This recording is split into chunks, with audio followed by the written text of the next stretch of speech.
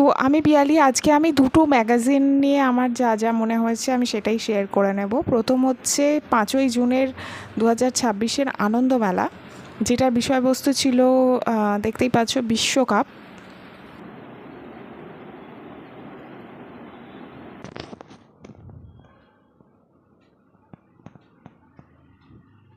বিশ্বকাপের বিভিন্ন জায়গা, বিভিন্ন সময় নিয়ে এখানে বলা হয়েছে, বিভিন্ন নতুন মানুষদের নিয়ে বলা হয়েছে,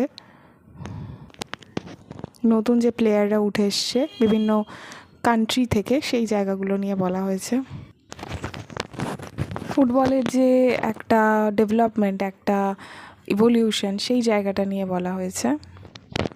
এখানে আমি একটু দেখাতে চাই, এইটা একটা ম্যাপ টাইপের করে সমস্ত খেলার বিষয়ে, যে কখন কবে কি খেলা আছে সেটাও দিয়ে দিয়েছে এইভাবে।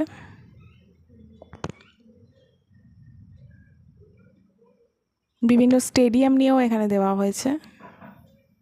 এখানে ফুটবলের ওপরে ভীষণ সুন্দর কিছু কার্টুন আছে, কমিক্স আছে।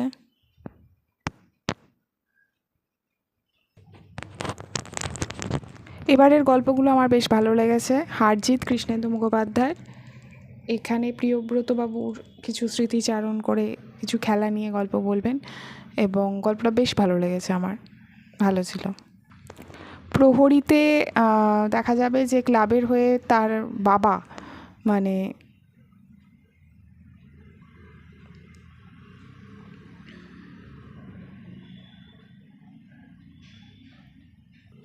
সবুজের বাবার আবার সেই পুরনো ভাবে খেলায় ফিরে আসা, কীভাবে সে ফিরছে সেই জায়গাটা নিয়ে এখানে লিখেছে।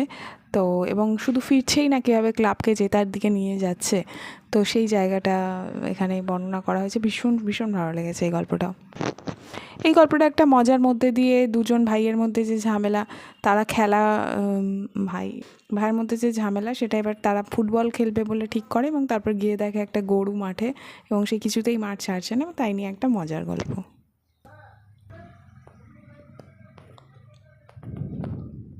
তো এই ছিল 5ই জুন 2026-এর আনন্দমেলা, যার বিষয়। আচ্ছা, খুব তাড়াতাড়ি এবার দেখে নেব 2 জুনের দেশ পত্রিকা 2026-এর, যার বিষয়বস্তু ধ্বংসের মুখোমুখি। সম্পাদকীয়তে আছে ধ্বংসের মুখোমুখি আমরা। এখানে সরঞ্জিৎ চক্রবর্তীর একটি লেখা আছে প্রথমেই, জীবনের কাছে ফেরা। জয়া মিত্রর প্রচ্ছদ কাহিনী নিয়ে লেখা আছে কি হবে মানুষের। কল্যাণ রুদ্র লিখেছে বাস্তুতন্ত্রে উচ্চায়নের পরম্পরা।